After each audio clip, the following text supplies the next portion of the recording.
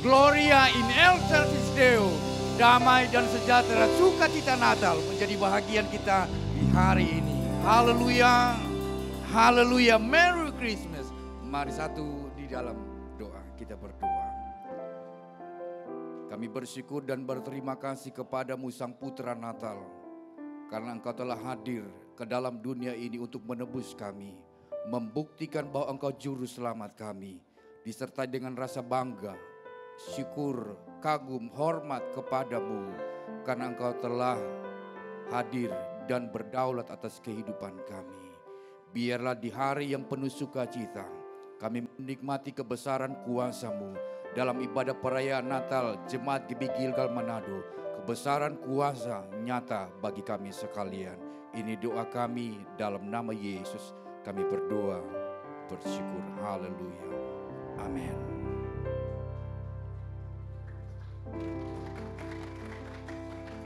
Kami mengimani bahwa Engkau juru selamat kami. Tidak ada yang seperti Engkau.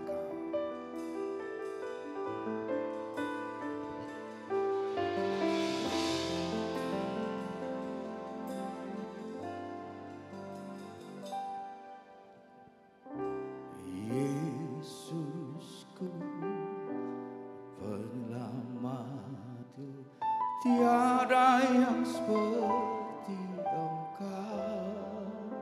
Setiap hari ku memuji keajaiban kasih-Mu.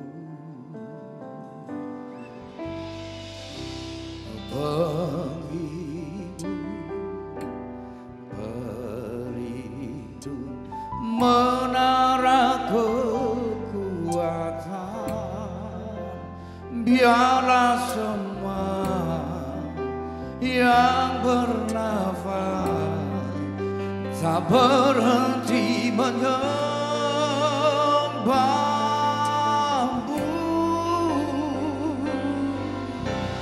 Nyanyi dan bersoraklah baginya, puji dan hormat kuasa bagi Raja. Gunung tunduk, laut bergelora, mendengar nama-Mu.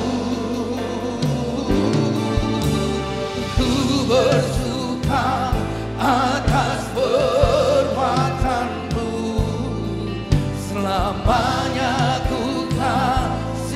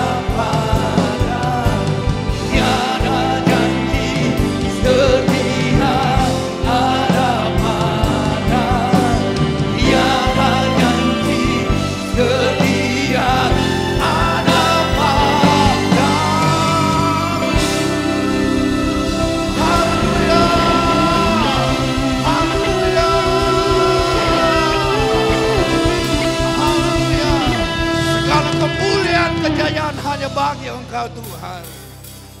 Kami percaya bahwa Engkau telah lahir. Engkau juru selamat kami.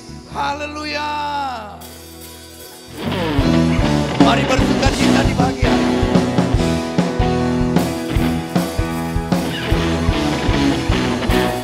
Dia lahir untuk kami. Dia lahir. Amin. Dia lahir bagi kami semua. Dia itu Tuhan kami. Dia itu Allah kami. Dia Raja di atas segala raja.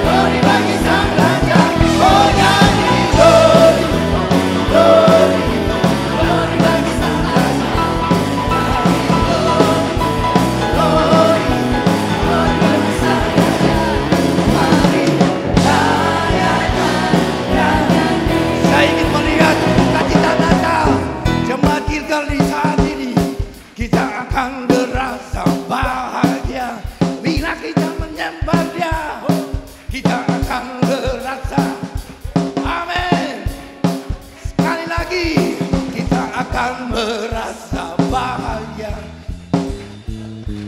Lebih dahsyat lagi kan merasa.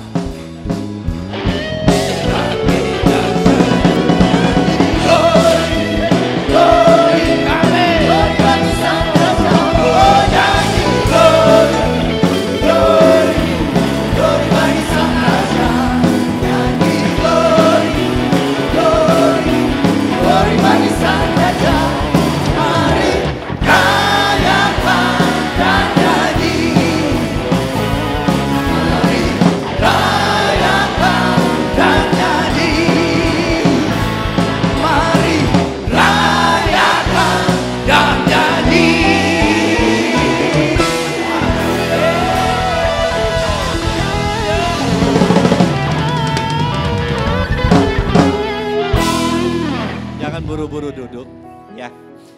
Lewat puji-pujian yang ada, kita tahu kita di bawah hadirat Tuhan turun di tempat ini. Lihat kiri kanan kita, ayo lihat, dia lahir untuk kita. Ya, yes.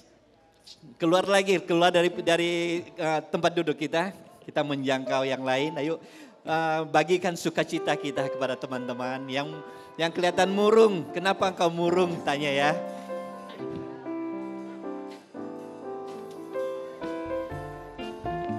Oke, bagikan sukacita.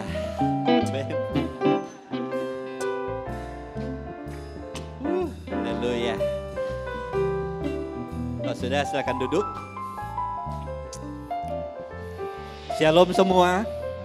Ya, selamat datang buat Bapak Ibu Saudara yang baru pertama kali hadir di tengah-tengah ibadah kami. Ya, Bapak Ibu bukan orang lain, tapi saudara dalam Tuhan tempat ini. Kalau nggak ada pengembalaan tetap untuk minggu ke depan bisa terhubung lagi di tempat ini. Oke, kita akan masuk dalam pengumuman untuk ibadah minggu depan ya, minggu depan khususnya tanggal 31 yaitu ibadah tahun baru. Kebaktian 2 kali ibadah tetap yaitu jam 9 dan jam 11. Jangan lupa tanggal 31 Desember ya. Jadi 2 kali ibadah jam 9 dan jam 11. Kemudian disertai juga ibadah anak jam yang sama, jam 9 dan jam 11. Bagi yang gak sempat hadir juga bisa menyaksikannya di ibadah online yaitu jam 5 sore YouTube GBI Gilgal Manado. Oke, untuk semua program gereja Family Cell maupun kantor sudah diliburkan ya. Nah itu nanti akan dibuka kembali yaitu minggu kedua Januari. Tapi dalam pelayanan para hamba Tuhan tetap melayani Bapak Ibu Saudara kalau diperlukan. Oke. Kemudian sebentar kalau ada mau pengembalian perpuluhan, persembahan bisa dimasukkan ke kotak yang sudah tersedia. Yang gak sempat juga bisa ditransfer. Jangan lupa hasil transfernya bisa di WA nomor yang sudah tertera juga. Itu aja penyampaian. Tuhan Yesus memberkati. Natal identik dengan kasih. Kami selalu menantikan kasih itu ada bagi kami sekalian.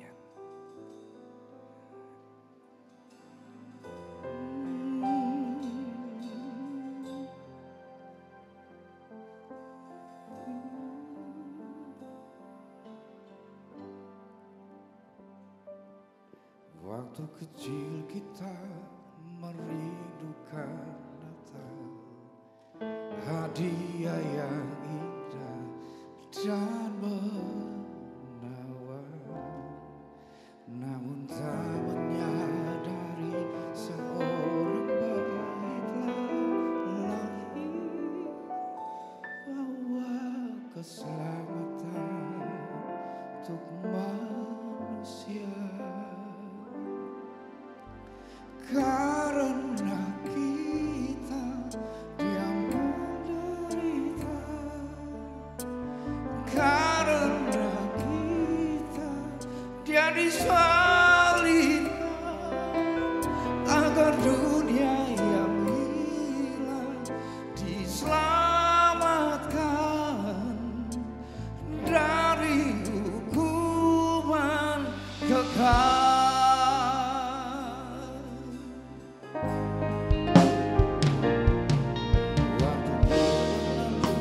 Dan kita pun tahu anugerah yang besar dari Bapa yang relakan anaknya disiksa dan disalibkan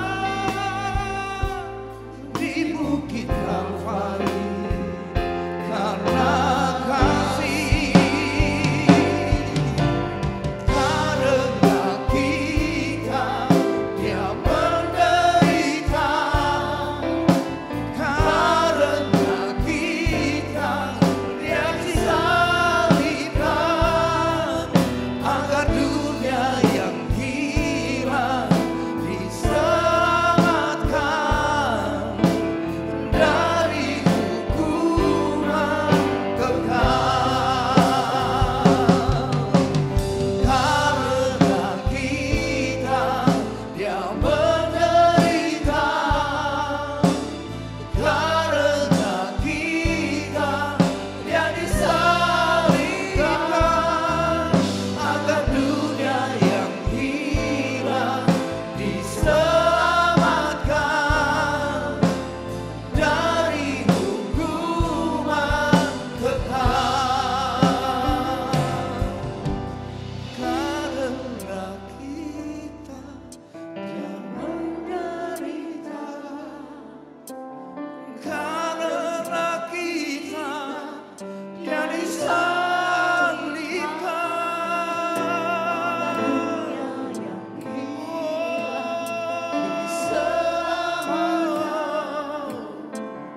dari hukuman kekal.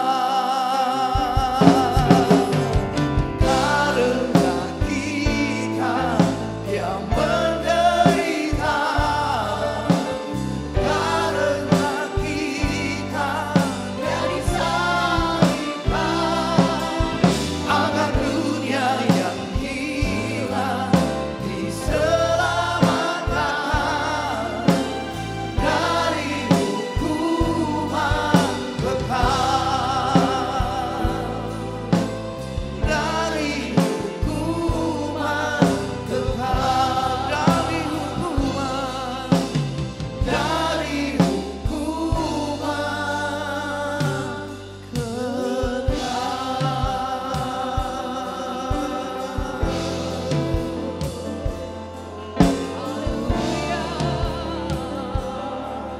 Rasa syukur kami bagi kami kau selamatkan dari hukuman kekal.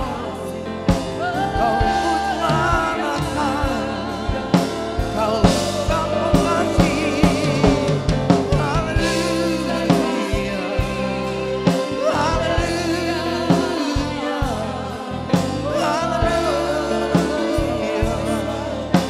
Karena kita kau menderita, karena kami kau disalibkan, karena kami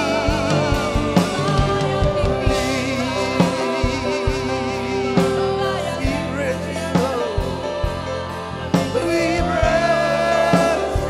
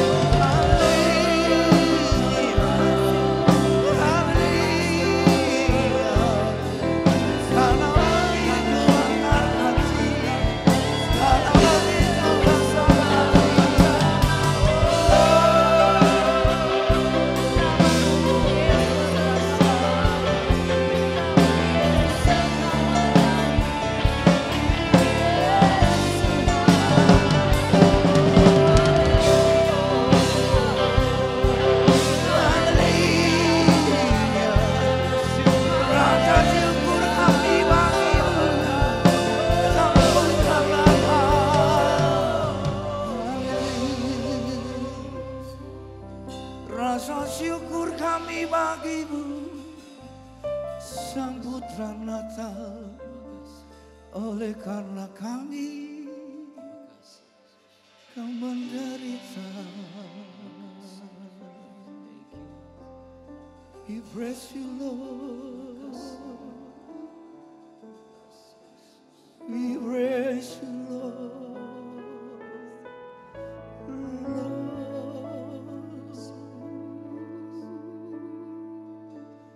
Oh, kami rasa dori.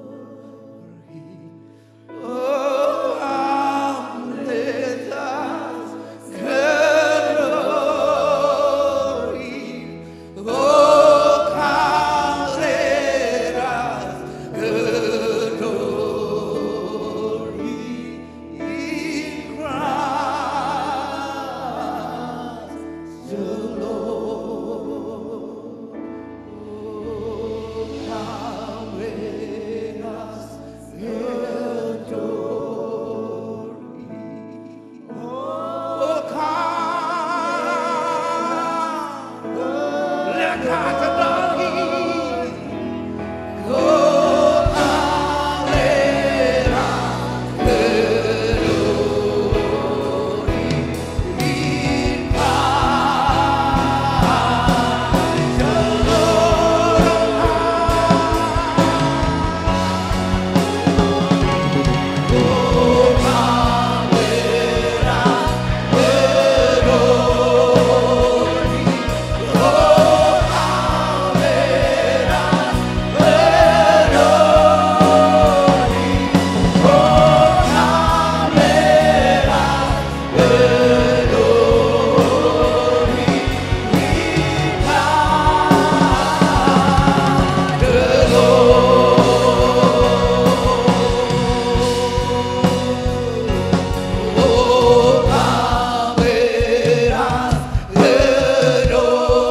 segala kemuliaan hanya bagi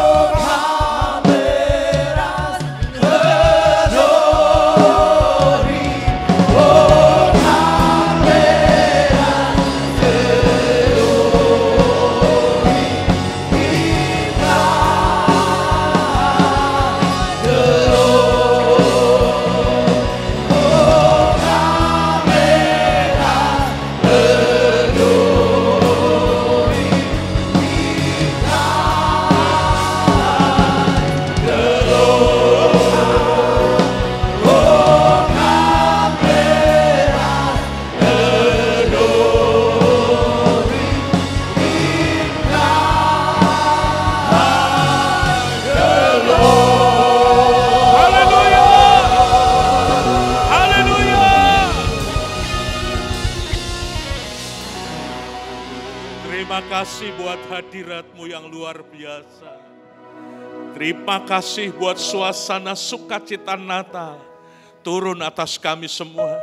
Sehingga tidak ada seorang pun yang tidak dilawat oleh Tuhan. Tuhan, terima kasih di tengah-tengah kami merayakan kasih-Mu yang luar biasa.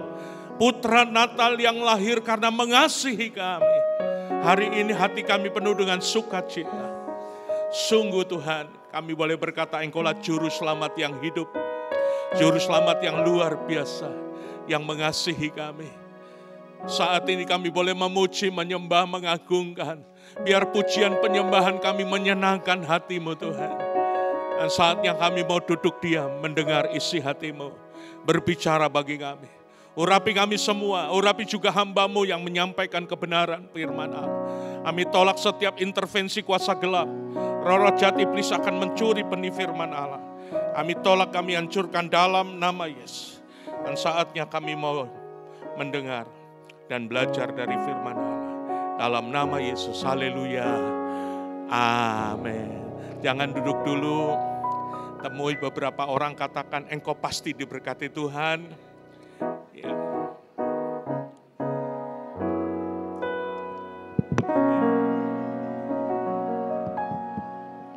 Iya, silakan duduk. Shalom. Shalom. Wah, luar biasa penuh ini sampai di luar. Ya, puji Tuhan. Hari ini kita akan belajar firman Tuhan. Saudaraku, tema nasional Natal adalah kemuliaan bagi Allah di tempat maha tinggi dan damai sejahtera di bumi. Dan saya mengambil tema mengalami damai sejahtera. Kenapa saya mengambil tema mengalami damai sejahtera? Karena ada banyak orang, sekian lama kita merayakan Natal, bahkan tiap tahun merayakan Natal, tapi tidak mengalami damai sejahtera. Amin, Bapak Ibu. Pohon terangnya ada di rumah, kukisnya banyak, ya bajunya baru, tapi tidak ada damai sejahtera. Enggak ada artinya, Bapak Ibu. Karena damai sejahtera tidak diukur toplesmu ada berapa. Maksudnya toples yang ada isinya. Kalau toples kosong saya banyak di rumah. Ya. Bajumu ada berapa? Minumannya berapa kerat? Tidak, saudaraku. Bukan itu. Damai sejahtera tidak diukur. Bahkan damai sejahtera tidak bisa dibeli di toko damai sejahtera. Sekalipun nama tokonya damai sejahtera. Tapi boleh tanya, jual damai sejahtera atau tidak? Tidak ada. Tapi damai sejahtera hanya ada di dalam Yesus Kristus Tuhan. 700 tahun sebelum Yesus lahir. Maka Nabi Yesaya bernubuat bahwa dia akan menjadi Raja Damai. Bahkan dia akan menjadi sumber damai sejahtera. 700 tahun sebelum Yesus lahir. Nabi Yesaya sudah menubuatkan itu. Mari kita buka di dalam Yesaya pasal yang ke-9. Tema saya adalah mengalami damai sejahtera. Yesaya pasal yang ke-9, kalau di handphone saudara, ayat 6 dan ayat yang ke-7, tapi kalau di Alkitab, ayat 5 sampai ayat yang ke-6. Sebab seorang anak telah lahir bagi kita, seorang putra telah diberikan untuk kita, lambang pemerintahan ada di atas bahunya, dan namanya disebut orang penasehat ajaib, Allah perkasa, Bapa yang kekal, Raja damai. Besar kekuasaannya dan damai sejahtera tidak akan berkesudahan di atas tahta Daud dan di dalam kerajaannya. Karena ia mendasarkan dan mengokohkannya dengan keadilan dan kebenaran. Dari sekarang sampai selama-lamanya kecemburuan Tuhan semesta alam akan melakukan hal itu. Saudara, lewat nubuatan ini, dan itu digenapi pada waktu Yesus lahir, 2000 tahun yang lalu. Penggenapan Nabi Yesaya bernubuat 700 tahun sebelum Yesus lahir, maka nubuatan ini dinyatakan. Dan digenapi pada saat kelahiran Yesus. Dia menjadi Raja damai dan sumber damai sejahtera. Saya ulangi bahwa dia Raja damai dan dia adalah sumber damai sejahtera. Nah, kalau Yesus Raja damai, dia sumber damai sejahtera, maka orang yang sudah menerima Yesus, artinya Yesus sudah lahir di dalam hidupnya, maka di dalam diri kita ada damai sejahtera. Amin, Bapak Ibu. Tapi sayang, 1000 kali sayang, ada banyak orang tidak bisa mengalami damai sejahtera. Dan tidak semua orang bisa mengalami damai sejahtera. Mari kita baca di dalam Matius. Ini tentang di mana saudara dan saya Natal, tentang bagaimana kita bisa mengalami damai sejahtera. Lukas pasal 2 ayat yang ke-14. Lukas pasal yang kedua ayat yang ke-14. Kemuliaan bagi Allah di tempat maha tinggi dan damai sejahtera di bumi untuk semua orang. Tidak. Jangan ikuti saya. Ikuti firman-Nya. Damai sejahtera di bumi, apa saudara? Garis bawahi kata di antara manusia yang berkenan kepadanya. Berarti semua orang mengalami damai sejahtera atau tidak? Ada kata di antara. Di Di antara artinya tidak semua orang bisa menikmati, bisa mengalami damai sejahtera Natal. Tapi ayat ini memberi penegasan damai sejahtera di bumi di antara manusia yang apa? Berkenan. Saudara, damai sejahtera apa sih? Damai berbicara tentang ketenangan batin. Ketenangan batin, tentram, tidak ada perang, tidak ada permusuhan. Itu kata damai. Saya sering mendengar, ya, salam damai. Shalom, damai di hati. Waktu dikatakan shalom, damai di hati. Padahal setangga 2 tahunnya Anda baku bicara. Itu damai di hati enggak, itu hatinya masih ada kerusuhan. Masih ada biang kerok. Tapi kalau ditegur, shalom, damai di hati. Saya kadang-kala enggak cocok ya. Kadang-kala ini benar enggak damai di hati? Halo? Karena damai berbicara ketenangan batin, tentram, tidak ada peperangan. Tidak ada permusuhan. Tapi hati kita masih perang sama orang lain. Lalu damai di hati. Oh, cuma asbun itu. Asal bunyi. Cuma omong doang. Sejahtera berbicara tentang hidup yang dicukupkan. Kecukupan, makmur, lepas dari kesukaran. Itu sejahtera. Berarti orang yang damai sejahtera berkatnya komplit. Ada ketenangan batin, ketentraman, tidak permusuhan, tapi hidupmu dicukupkan oleh Tuhan. Itu disebut damai sejahtera. Tetapi Alkitab tadi berkata tidak semua orang bisa mengalami damai sejahtera. Tapi Alkitab berkata damai sejahtera di bumi, di antara manusia yang berkenan kepadanya. Coba kita cek. Sudahkah kita menjadi orang Kristen yang berkenan di hadapan Tuhan? Jangan-jangan selama ini kita merayakan Natal tidak mengalami damai sejahtera karena hidup kita tidak berkenan. Saudara, mungkin kita merayakan Natal dengan begitu hebat. Saya punya teman dengan bangga bilang begini. Dia memang orang kaya, Bapak Ibu, di Manado. Dia dengan bangganya bilang begini, kita pohon Natal dengan hiasan Natal di dalam rumah 30 juta. Oh haleluya. Saya pohon Natalnya udah 5 tahun gak ganti-ganti. Kecil. Dan memang pohon Natalnya gak bertumbuh ya Maya. Jadi pohon Natalnya begitu saja. Hiasannya juga cuma rubah warna saja. 2 tahun lalu rumah era warna silver, sekarang warna gold. Cuma itu saja supaya variasi sedikit. Tapi bukan itu damai sejahtera, bukan karena pohon terangnya 30 juta.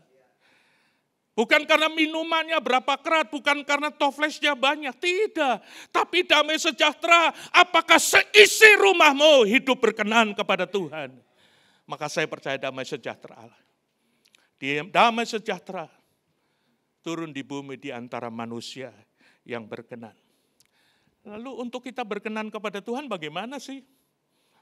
Zaman perjanjian lama, kalau saudara baca Imamat pasal 22, dalam perjanjian lama untuk seseorang berkenan kepada Tuhan, mereka harus mempersembahkan kambing, domba, lembu, burung terkukur paling rendah. Itu tidak boleh binatang yang bercacat celak.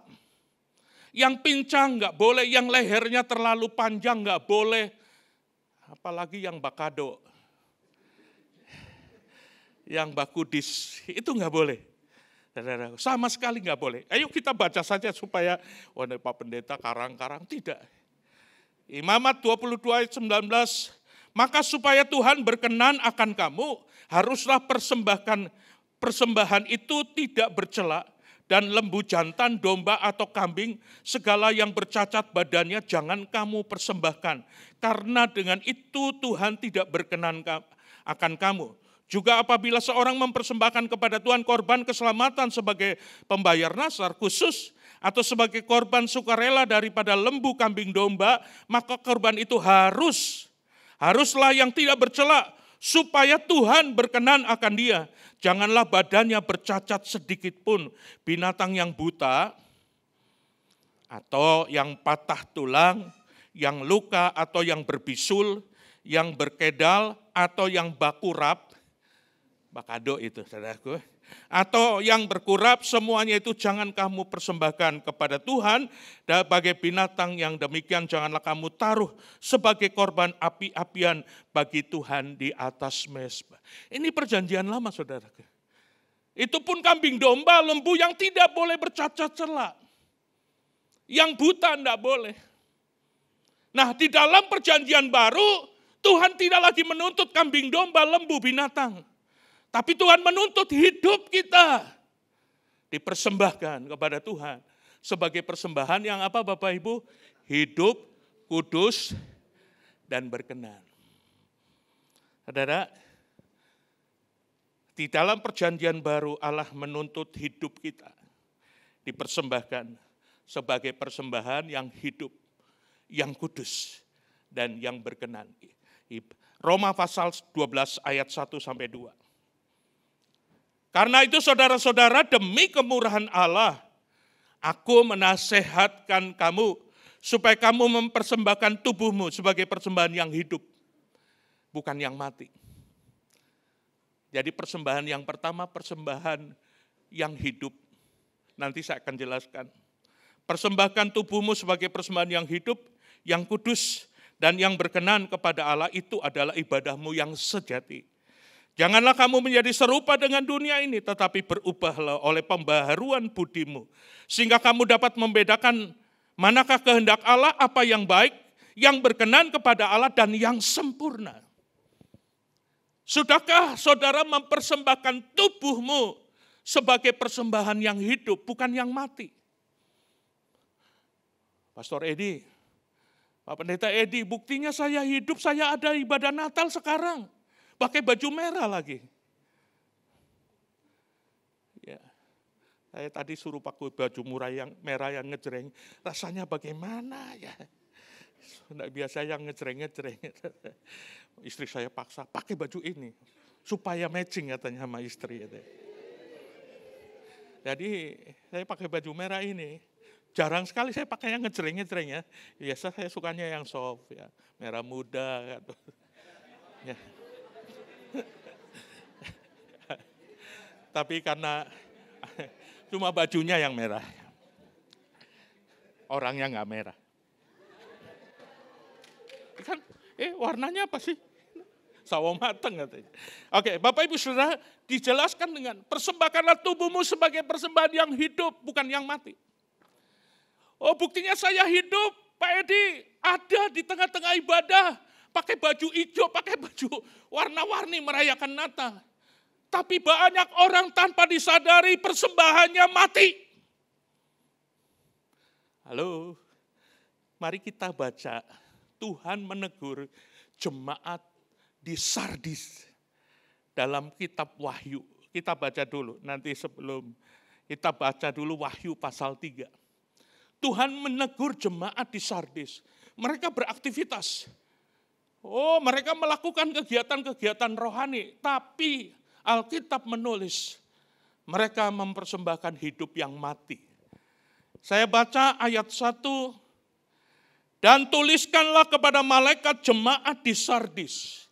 Inilah firman Dia yang memiliki ketujuh roh Allah dan ketujuh bintang itu. Aku tahu segala pekerjaanmu, engkau dikatakan hidup padahal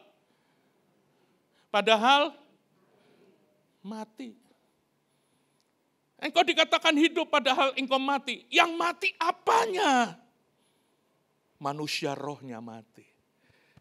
Bisa beraktivitas, bisa ke gereja, bisa melakukan ibadah-ibadah rutinitas. Tapi Tuhan bilang mati persembahannya.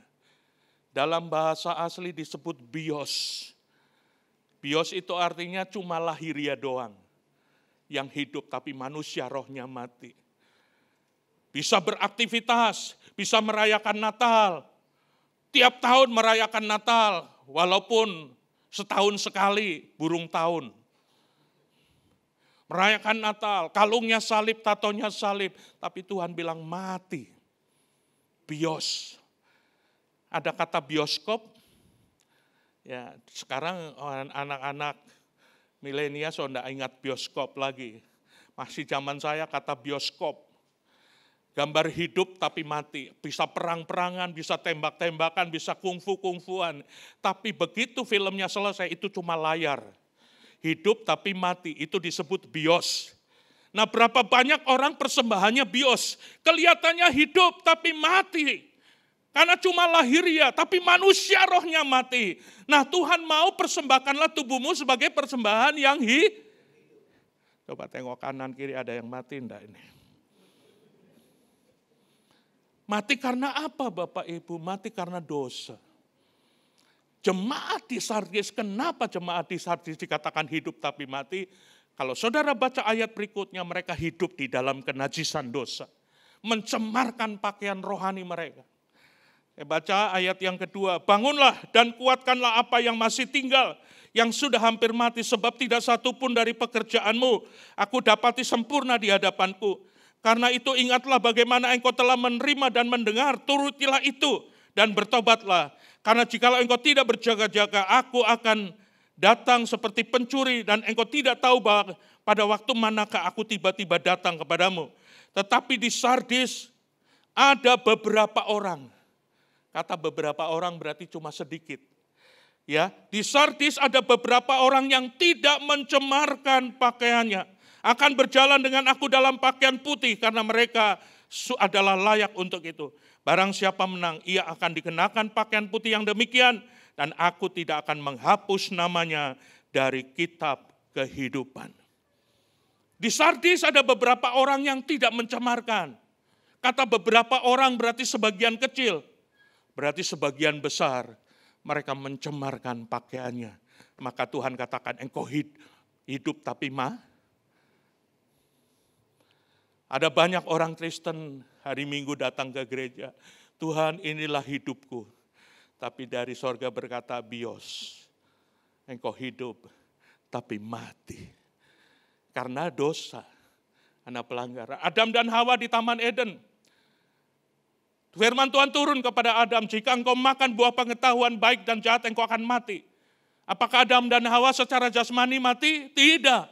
Masih 930 tahun umurnya. Apakah firman Tuhan bohong? Tidak. Mati mereka. Yang mati apanya saudara? Manusia rohnya. Karena manusia terdiri dari 3 dimensi. Roh, jiwa, dan maka pada saat manusia jatuh dalam dosa, manusia rohnya mati. Tinggal tubuh dan bisa ke gereja, bisa berdoa lahiriah. Tapi tidak intim dengan Tuhan. Bisa beraktivitas, bisa kor, bisa vokal grup, bisa. Seluruh kegiatan rohani bisa. Tapi persembahannya mati. Karena manusia roh. Tuhan hanya berhubungan dengan manusia roh. Karena roh adanya. Bapa Tuhan kita adalah roh. Dia akan berhubungan dengan manusia roh kita. Jadi pada waktu manusia roh kita mati, engkau dan saya terpisah. Amin, Bapak Ibu. Sekali lagi coba tengok kanan kiri. Katakan hidup atau mati.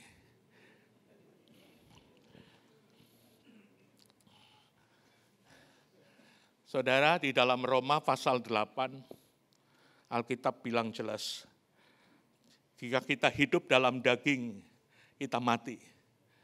Ya, saya baca Roma pasal 8, ayat 6, karena keinginan daging adalah maut, tetapi keinginan roh adalah hidup dan apa saudaraku? Damai sejahtera. Halo? Jadi kalau manusia roh kita hidup, itu damai sejahtera. Tapi kalau manusia roh kita mati, nggak dapat. Saya ulangi, karena keinginan daging adalah maut, tetapi keinginan roh adalah hidup dan damai sejahtera. Sebab keinginan daging adalah perseteruan terhadap Allah, karena ia tidak takluk kepada hukum Allah, karena memang tidak mungkin baginya. Mereka yang hidup dalam daging tidak mungkin berkenan kepada Allah. Tetapi kamu tidak hidup dalam daging, melainkan dalam roh. Jika memang roh Allah diam di dalam kamu, tetapi jika orang tidak memiliki roh Kristus, ia bukan milik Kristus. Tetapi jika Kristus Tetapi jika Kristus ada di dalam kamu, maka tubuh mati karena dosa, tetapi roh adalah kehidupan oleh karena kebenaran.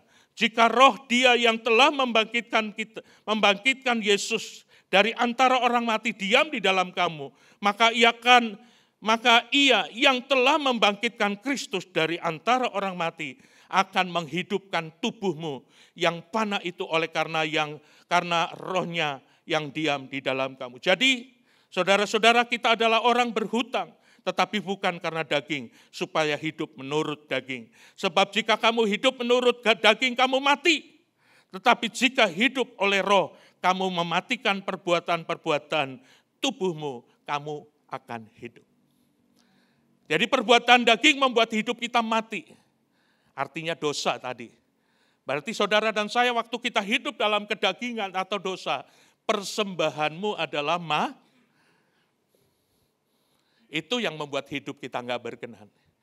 Persembahkanlah tubuhmu sebagai persembahan yang Coba angkat tangan kananmu. Tepuk sebelah kananmu. Yang hidup bukan yang mati.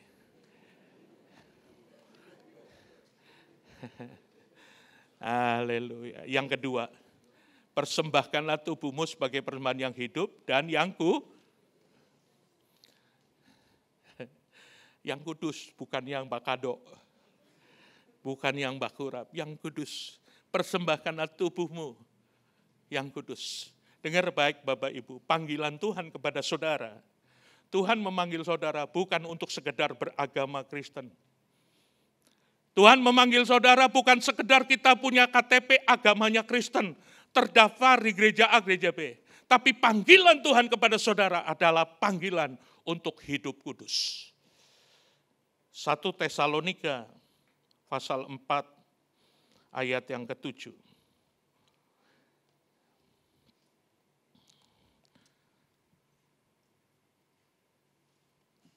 Allah memanggil kita bukan untuk melakukan apa yang cemar, melainkan apa yang Jadi kalau saudara merasa dipanggil Tuhan, merasa terpanggil menjadi orang Kristen, merasa terpanggil menjadi orang percaya, harusnya kita hidup apa? Bukan cemar. Tapi berapa banyak orang Kristen hidupnya cemar. Persembahannya tidak kudus. Dulu saya masih tinggal di Kanaan. Setiap orang mau ke gereja pasti lewat rumah saya. Dan saya banyak orang yang hafal, oh selamat pagi karena mereka menyapa, selamat pagi Pak Gembala, Pak Edi. Ternyata besoknya istrinya datang ke rumah. Pak, mau mati Jo. Oh jangan mati di rumah saya, nanti saya bingung. Kenapa? Pak, Bapak kan tahu kalau kita ke gereja suami istri, memang kalau ke gereja selalu bergandengan tangan, kayak pengantin baru. Neng. Bergandengan tuh suami istri. Nggak tahunya pagi-pagi itu ibu bilang mau mati Jo. Mau mati. Pak, 3 tahun kita pe suami kote bahugel. Kok sekarang sudah punya baby umur 3 tahun. Ke gereja gandengan tangan.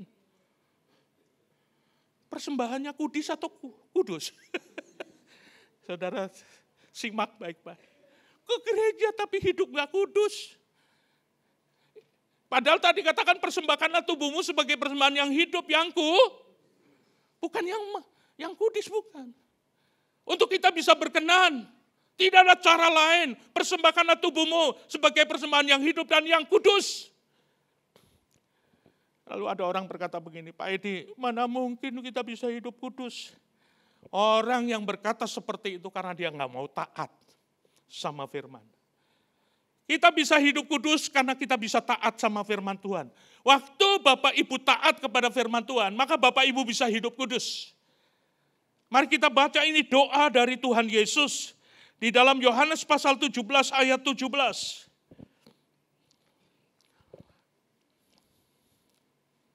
Ini doa dari Tuhan Yesus kepada Bapa.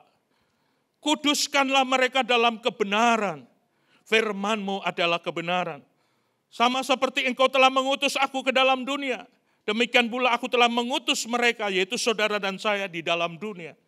Dan aku menguduskan diriku bagi mereka, supaya mereka pun dikuduskan dalam.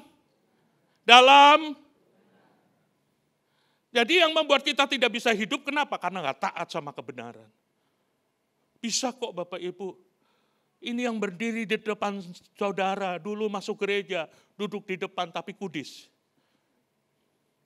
Judi jalan terus, mabok jalan terus. Perkara-perkara dunia saya lakukan. Tapi kalau hari Minggu ke gereja, duduk paling depan, pendeta puji saya. Tuh seperti pemuda Edi, datang gak pernah terlambat, duduk di muka. Iya saudara, dalam hati, belum tahu pendeta. Memang Pastor Stephen mana tahu hatimu. Pendeta Edi tidak tahu, walaupun saya supervisi di bawah komsel saya juga tidak tahu. Halo, apakah persembahanmu kudus? Ini penting Bapak, pengen damai sejahtera, tapi persembahanmu kudus. Kita bisa hidup kudus dengan firman. Waktu Bapak Ibu taat kepada firman, engkau bisa hidup kudus. Yang membuat kita tidak bisa hidup kudus karena kita tidak taat. Roma pasal yang ke-6. Roma pasal 6, ayat 18 dan 19. Kamu telah dimerdekakan dari dosa, menjadi hamba kebenaran.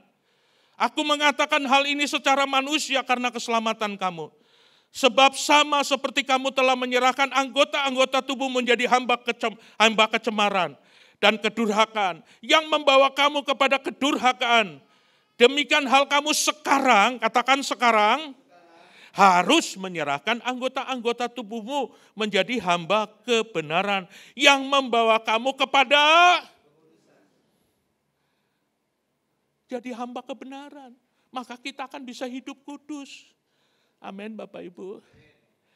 Yang kedua yang membuat kita bisa hidup kudus, punya gaya hidup takut akan Tuhan. Saudara dengar, kadang-kala orang tidak bisa hidup kudus karena dia tidak memiliki gaya hidup yang takut akan Tuhan. Gaya hidup artinya lifestyle kita. Dilihat pendeta atau tidak, memang kita hidup kudus. Dilihat suami atau tidak, tetap hidup kudus. Dilihat orang tua atau tidak, anak-anak muda, tetap hidup kudus. Karena kita punya gaya hidup yang takut akan Tuhan. Itu namanya gaya hidup.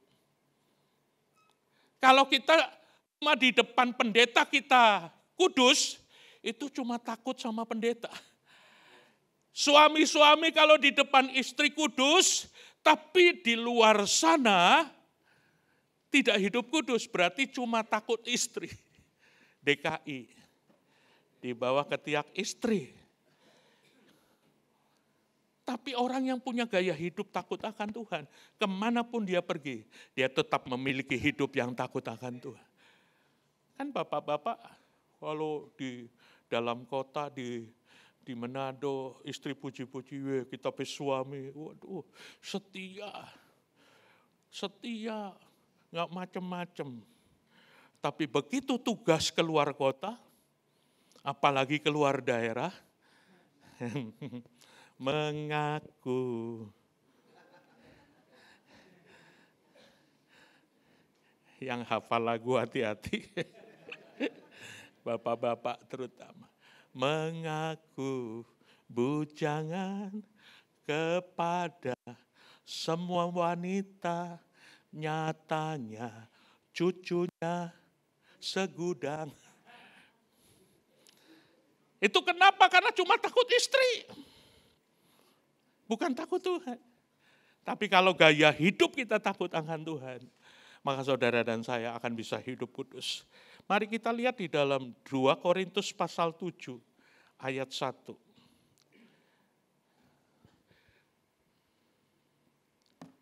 Saudara-saudaraku yang kekasih, karena kita sekarang memiliki janji-janji itu, marilah kita menyucikan diri kita dari semua pencemaran jasmani dan rohani. Dan dengan demikian menyempurnakan kekudusan kita dalam apa? Takut akan Allah.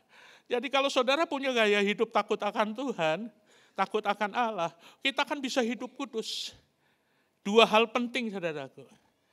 Mentaati kebenaran firman Allah, kita bisa hidup kudus. Yang kedua, saudara dan saya benar-benar, bukan hanya sekedar kita takut sama manusia, takut akan Tuhan. Jadi gaya hidup. Oh, kemanapun kita pergi, di kampus, di tempat kerja, di mana saja di pergaulan, kita punya gaya hidup yang takut akan Tuhan. Maka Bapak Ibu bisa hidup kudus di hadapan Tuhan. Dua hal ini penting Bapak Ibu. Bagaimana Bapak Ibu bisa hidup kudus, taat firman Tuhan, dan punya gaya hidup takut akan Tuhan. Maka persembahanmu sebagai persembahan yang hidup, yang kudus, dan yang berkenan. Itu ibadah yang sejati. Maka saya yakin damai sejahtera Allah turun atas saudara. Bukan saja di bulan Desember seperti ini, tapi di tahun yang baru, kita akan memasuki tahun yang baru, meninggalkan tahun yang lama. Introspeksi diri, sudahkah hidupmu berkenan kepada Tuhan? Percayalah Bapak Ibu, kita tidak tahu tahun 2024 masih misteri. Masih misteri, bahkan orang berkata akan tambah susah dan segala macam. Tapi bagi saudara dan saya yang hidup berkenan kepada Tuhan, tidak perlu takut, damai sejahtera Allah tetap turun dalam hidup saudara. Saya akan akhiri, ada 3 gambaran manusia di dalam menyambut Natal, yaitu di dalam Injil Matius pasal yang kedua. Ada 3 gambaran manusia di dalam menyambut Natal. Yang pertama, kalau saudara baca di dalam Injil Matius pasal 2, ayat 1-2. Yang pertama, gambaran manusia yang digambarkan manusia duniawi adalah Herodes. Herodes, gambaran manusia duniawi yang hanya berpura-pura menyembah Tuhan, tapi tidak sungguh-sungguh menyembah Tuhan. Herodes berkata kepada orang Majus, cari bayi itu sampai ketemu. Dan kalau sudah ketemu bayi Yesus itu, kabarkanlah kepada kami. Kabarkanlah kepada saya akan menyembah dia. Benarkah Herodes akan menyembah Tuhan? Tidak. Hanya berpura-pura. Tujuannya adalah mau bunuh Tuhan Yesus. Bunuh raja yang baru lahir. Karena dia merasa tersaingi. Merasa ada bayi yang lahir. Saudara, ada banyak orang Kristen. Seperti orang Herodes. Kristen tapi duniawi. Penyembahannya kepada Tuhan cuma pura-pura. Pakai topeng. Orang dunia saja nggak mau pakai topeng kok. Kenapa orang Kristen pakai topeng? Orang dunia nggak mau pakai topeng. Ada lagunya. Buka dulu topengmu. Orang dunia aja nggak mau pakai topeng. Tapi berapa banyak orang Kristen topeng. Dan topengnya Herodes. Kira-kira ada orang yang namanya Herodes? Oh, saya ketemu pemuda namanya Herodes. Di Sanger, di Talaut, tahun 89.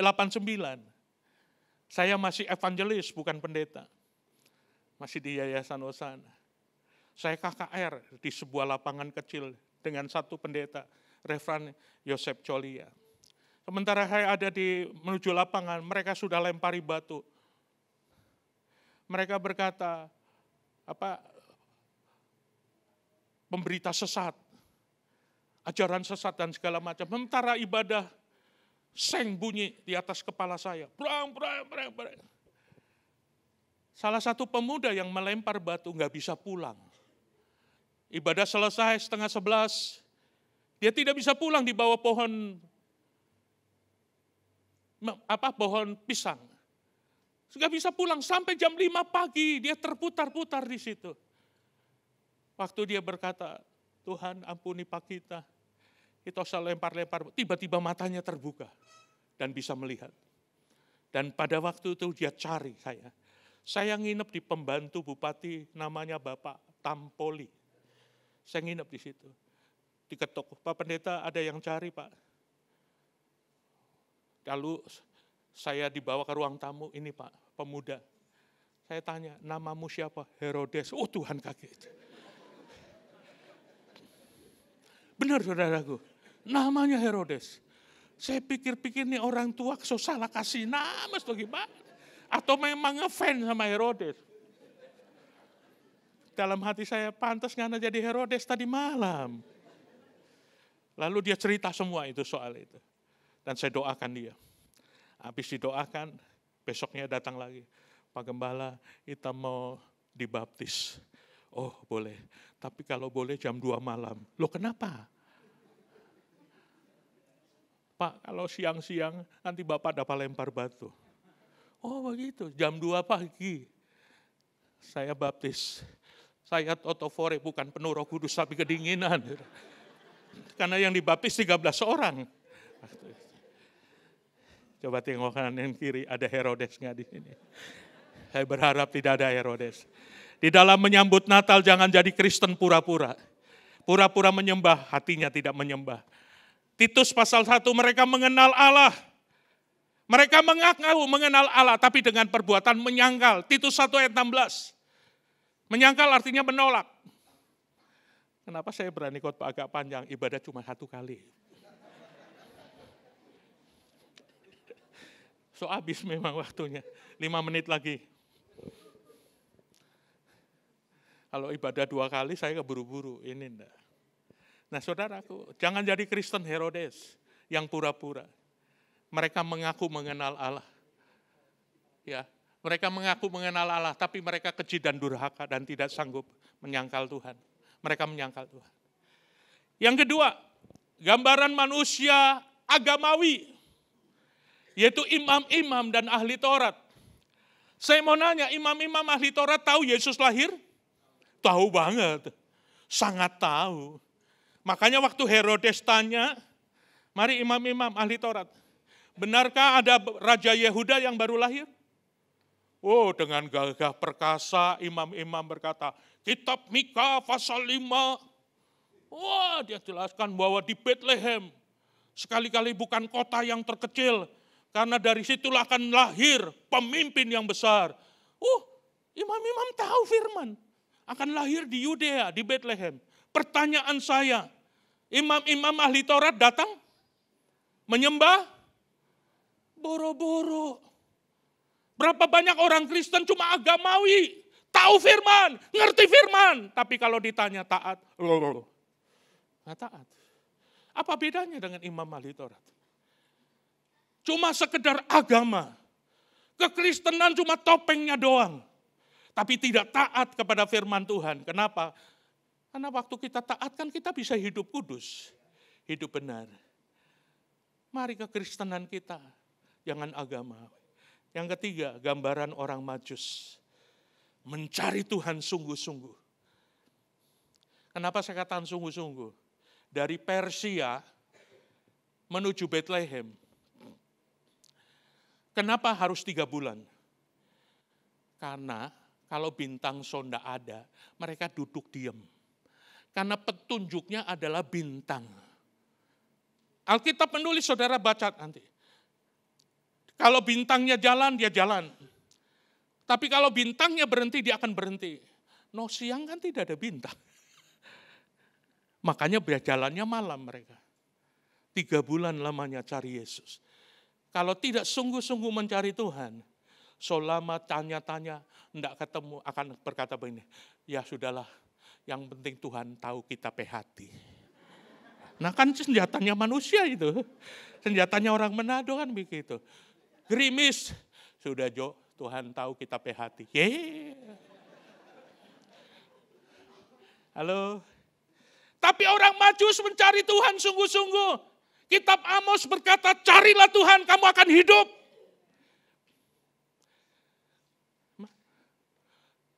Tanda dari sungguh-sungguh orang Majus mencari Tuhan.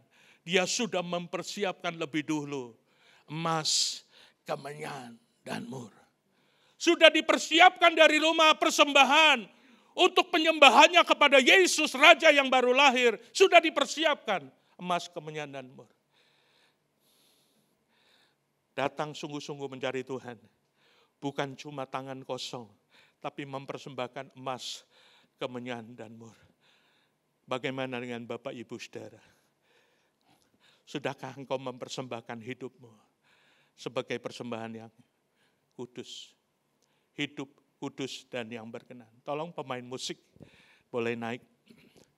Saudara dengar baik-baik, di hari Natal ini, mari saudara mempersembahkan hidupmu sebagai persembahan yang hidup, yang kudus, dan yang berkenan kepada Allah. Itu adalah ibadahmu yang sejati. Maka saya yakin damai sejahtera Allah turun atas hidup saudara. Dan saudara akan mengalami damai sejahtera bukan saja di bulan Natal, bukan saja di Desember, tapi saudara dan saya akan terus mengalami damai sejahtera tahun demi tahun, hari lepas hari. Kemanapun engkau pergi tetap ada damai sejahtera. Amin. Saya tidak punya rumah yang mewah megah. Rumah biasa saja. Tapi di rumah ada damai sejahtera. Amin Bapak Ibu. Melihat istri, melihat anak-anak itu sudah sukacita. Ada damai sejahtera dalam itu. Dan kalau saudara dan saya rindu juga mengalami damai sejahtera. Persembahkanlah tubuhmu sebagai persembahan yang hidup, kudus, dan yang berkenan kepada Allah. Amin. Saya undang kita semua bangkit berdiri. Kita sambil mengoreksi diri kita. Haleluya 12 kali.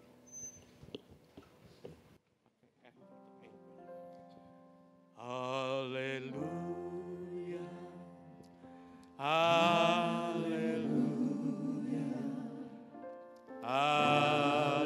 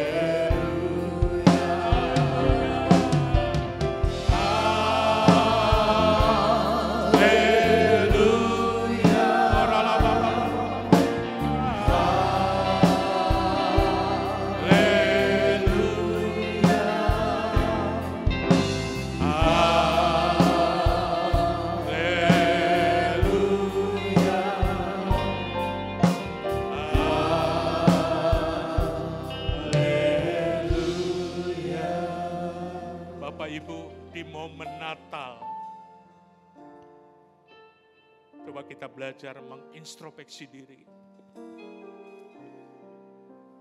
Tinggal 6 hari lagi, kita akan masuk tahun yang baru. Sudahkah engkau mempersembahkan hidupmu yang berkenan? Persembahkan hidupmu sebagai persembahan yang hidup, yang kudus, dan yang berkenan. Itu ibadah yang sejati, yang membuat saudara dan saya akan mengalami damai sejahtera. Ketentraman batin, tenang, hidup yang tenang. Sejahtera dicukupkan. Tidak berkekurangan. Damai sejahtera akan menjadi bagian dalam hidup saudara dan saya. Kalau engkau mempersembahkan hidupmu yang berkenan kepada Allah. Karena Alkitab berkata damai sejahtera di bumi. Di antara manusia yang berkenan kepada Allah. Tuhan mau hatimu lembut. Mari terbuka. Siapa yang menyembunyikan pelanggarannya tidak akan beruntung. Tetapi siapa yang mengakui dan terbuka akan disayangi oleh Tuhan. Hidupmu akan diberkati. Mari jujur terbuka, ini aku Tuhan. Aku kadangkala timbul tenggelam. Tapi hari ini Tuhan, aku mau hidupku berkenan. Aku rindu memiliki hidup yang berkenan. Sebelum saya meninggalkan tahun yang lama ini Tuhan. Kami akan memasuki tahun yang baru. Biarlah hidup kami memiliki persembahan yang hidup, yang kudus, dan yang berkenan. Sehingga akan mengalami damai sejahtera. Bukan saja bulan Natal, tapi tahun-tahun berikutnya kami akan terus mengalami damai sejahtera. Izinkan Tuhan menjamah, memulihkan engkau. Izinkan Tuhan menjamah hidupmu. Izinkan pemulihan Allah terjadi dalam hidup saudara. Oh, haleluya. Yesus jamah segenap hidupku dan beri damai dalam hidup saudara. Dan beri damai di hatiku. Semua telah berubah, amin. Semua telah berubah dan aku tahu Yesus jamah jadi. Dengan iman katakan Yesus jamah. Yesus jamah segenap hidup. Rasakan jamahan Tuhan. Di mana engkau berdiri? Terbuka. Katakan Tuhan, aku mau dipulihkan. Aku rindu ngalami jamahanmu Tuhan. Katakan semua telah berubah. Semua telah berubah dan aku tahu Yesus jamah ku jadi. Katakan semua telah berubah, amin, haleluya.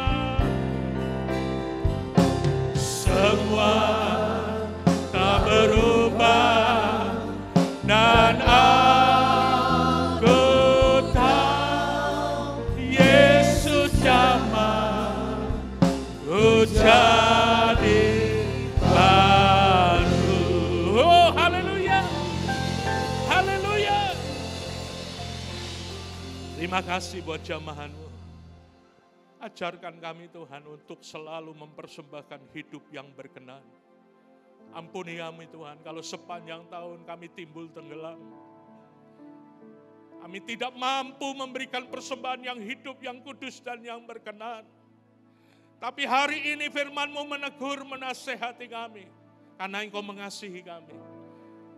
Karena Engkau mengasihi kami, maka firman Allah turun menegur kami. Supaya kami boleh mengalami damai sejahtera Allah. Bukan hanya di bulan Natal, tapi setiap saat, setiap waktu kami terus menikmati damai sejahtera. Biarlah hidup kami menjadi persembahan yang hidup, yang kudus, dan yang berkenan kepada Allah. Di tengah-tengah perayaan Natal ini, kami memberi kado yang terbaik. Kami akan memberi hadiah yang terbaik. Dan hadiah yang terbaik adalah persembahkanlah tubuhmu yang berkenan kepada Tuhan. Amin. Mari beri kemuliaan buat Tuhan Yesus.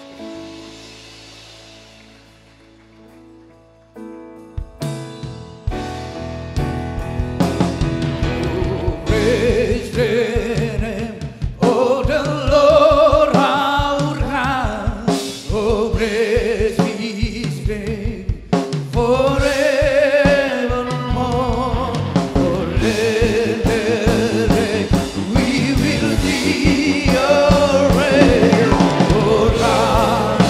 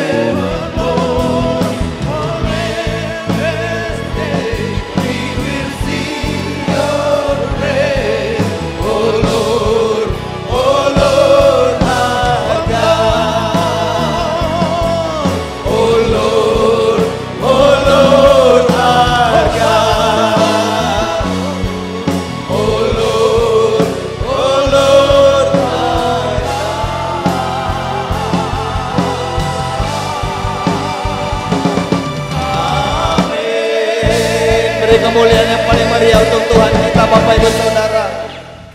Seberapa banyak Bapak Ibu Saudara yang diberkati oleh firman Tuhan. Saya percaya kita pulang akan menikmati damai sejahtera Tuhan. Bukan cuma karena momen Natal tetapi kita menjadi orang-orang yang berkenan.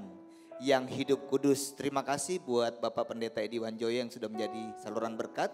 Bapak Ibu Saudara, saya mewakili Gembala Bapak Juan Mogi, juga founding father kita, Pastor W. Mogi dengan Ibu, Ibunda, mengucapkan selamat Hari Natal yang tahun 2023 dan selamat menyongsong tahun baru 2024. Juga mewakili seluruh tim penggembalaan, staf gereja, dan tentunya koordinator, pengurus semuanya mengucapkan selamat menikmati sukacita Natal dan tahun baru.